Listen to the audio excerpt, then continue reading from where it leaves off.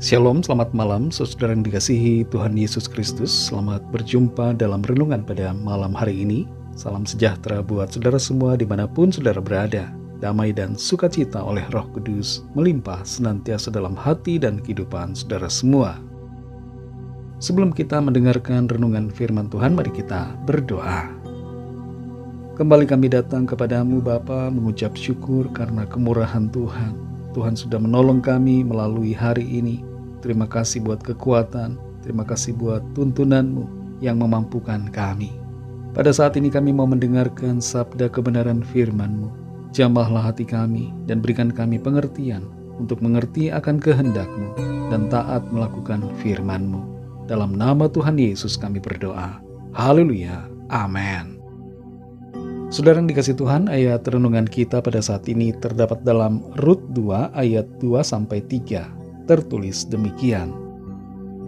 Maka Rut, perempuan Moab itu berkata kepada Naomi, "Biarkanlah aku pergi ke ladang memungut bulir-bulir jelai di belakang orang yang murah hati kepadaku."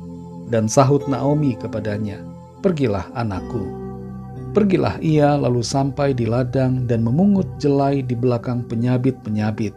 Kebetulan ia berada di tanah milik Boas yang berasal dari kaum Elimelek. Saudara yang dikasihi Tuhan, mengapa kita seringkali membuat alasan? Beberapa faktor penyebabnya adalah karena alasan biasanya dipakai untuk membuat kita merasa lebih baik, melegitimasi penghindaran diri dari tanggung jawab, menyembunyikan kebersalahan kita. Tapi bersamaan dengan itu, di sisi yang lain, alasan sebenarnya menunjukkan kelemahan kita yang seringkali kalah dengan keadaan, tidak mau berjuang, dan menyalahkan situasi yang ada. Dalam kehidupan ini ada berbagai situasi yang bisa membuat kita membuat bermacam-macam alasan dan pembenaran. Kadang-kadang kita cenderung mencari pembenaran atau alasan untuk tindakan kita, keputusan kita, atau bahkan untuk kegagalan dan kekurangan kita. Padahal bagaimanapun juga, sebenarnya tidak ada alasan yang cukup kuat untuk tindakan kita yang salah atau pilihan kita yang buruk. Dalam Rut pasal 2 ayat 2-3 ini tertulis, "Maka Rut, perempuan Moab itu, berkata kepada Naomi, 'Biarkanlah aku pergi ke ladang memungut bulir-bulir jelai di belakang orang yang murah hati kepadaku.'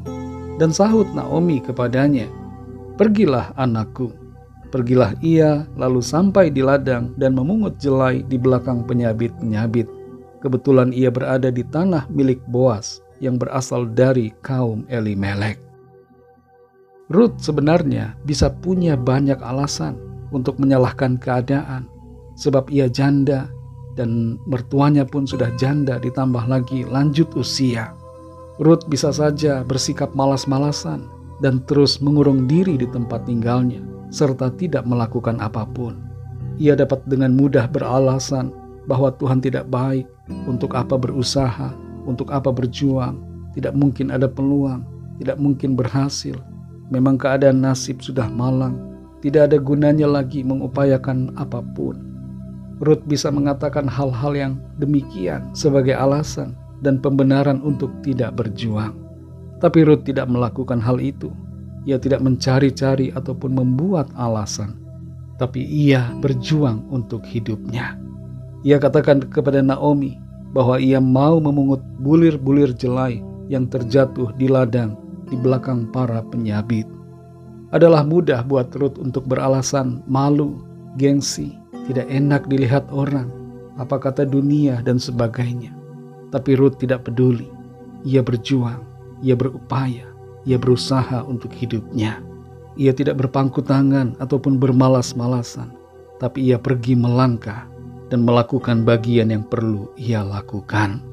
Sekalipun nampaknya memalukan dan tidak seberapa hasilnya, tapi ia setia dan rela hati mengerjakannya.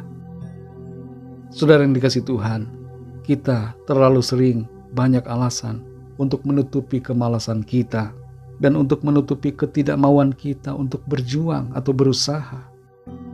Dalam Amsal 22 ayat 13 di situ dikatakan, Si pemalas berkata, ada singa di luar, aku akan dibunuh di tengah jalan. Ayat ini mengungkapkan tentang alasan yang sering kali dibuat-buat untuk menghindari tanggung jawab. Saat ini saudara, kalau kita mendengar firman Tuhan ini, mari kembali pada sikap hidup yang benar, yaitu tidak mencari-cari alasan untuk membenarkan sikap kita yang salah. Tidak ada alasan untuk kita tidak melakukan apa-apa. Tidak ada alasan untuk kita menyalahkan Tuhan. Tidak ada alasan untuk kita lari dari tanggung jawab. Lakukanlah bagian kita.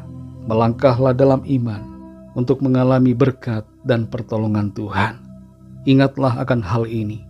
Orang yang malas selalu mencari alasan, tapi orang yang rajin berusaha mencari jalan.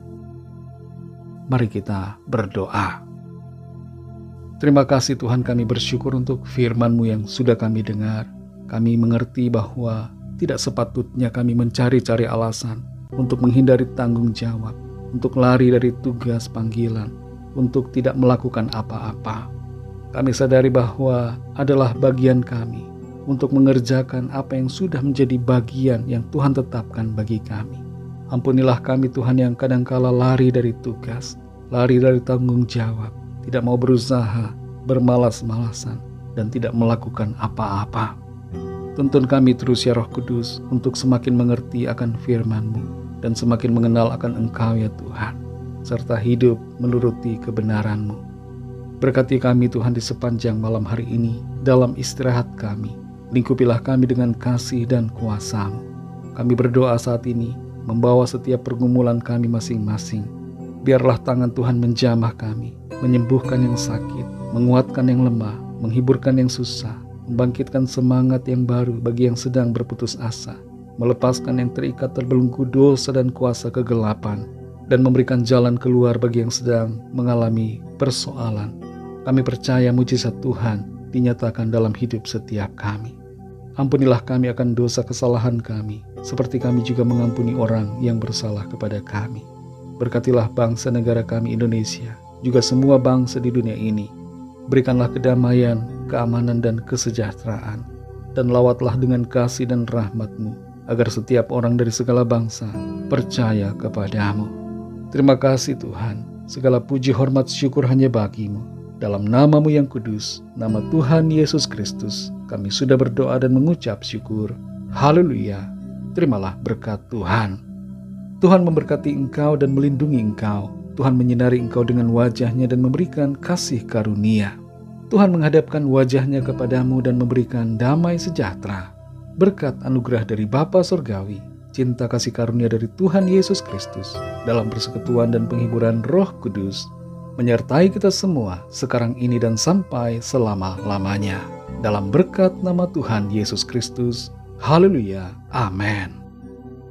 Puji Tuhan, saudara yang dikasih Tuhan, saya percaya firman Tuhan menjadi berkat dan kekuatan buat saudara semua, dan Roh Kudus akan menolong saudara untuk lebih lagi memahami kebenaran firman Tuhan.